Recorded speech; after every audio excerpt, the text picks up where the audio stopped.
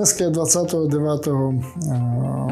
března, období, když bylo rozhodnuté o změně času z zimního na letní. Jsou lidi, které velice špatně ten posun snaší a jednoznačně bolesti hlavy, pocit rozbitosti, ještě myslím, že někdo týden, někdo i měsíc a budou nevyspatí, unavení, jednoznačně klesá jim produktivita práce, jednoznačně klesá jim soustředěnost, pozornost a nálada.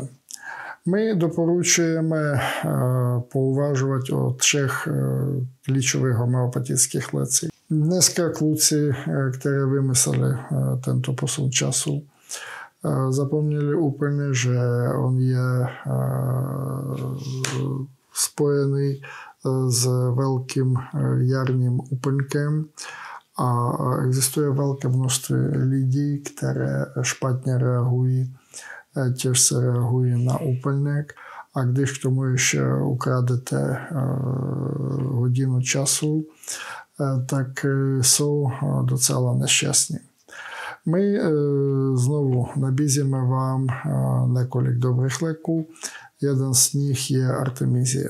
Artemizie je lék kterékoliv poruchy spání, často umělého posunu času. To znamená, že to jsou osoby, když chcete po nich, aby dříve šli spát, tak oni to nemohou.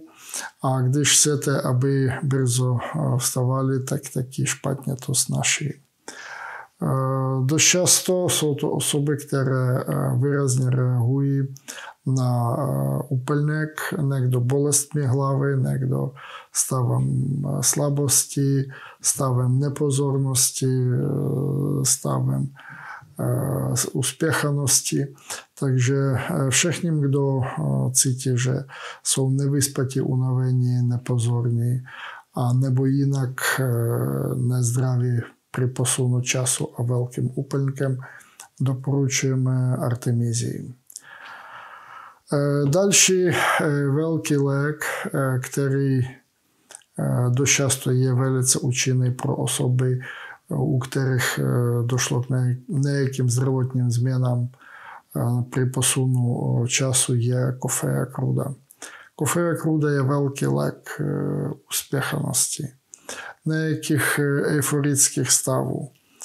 Znovu, Coffea cruda dost často, když přichází jaro, a teď je výrazné jaro, svítí slunečko, všichni někam spěchají, špatně usíná, často probuzí se v noci, často běhá v noci, často budí se předčasně i přesto, že jim vzali hodinu, tak oni jako chtějí stihnout všechno. Takže v podstatě jsou v noci nevyspaté, ve dne jsou euforické, ale s obrovskou ztrátou pozornosti, často s bolestmi hlavy. U Coffea crudy dost často dochází k klesání krevního tlaku, který dost často oni léčí pitím čaje nebo pitím kávy.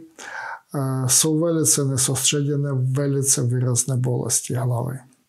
A 3. lék, který bych si dovolil vám doporučit na prevence a léčbu stavu při posunu času, znovu bude Argentum nitricum. Obrovská uspěchanost. Argentum nitricum neví posunout hodinky dopředu nebo dozadu. Často místo toho, aby jich posunout dopředu, posune jich dozadu.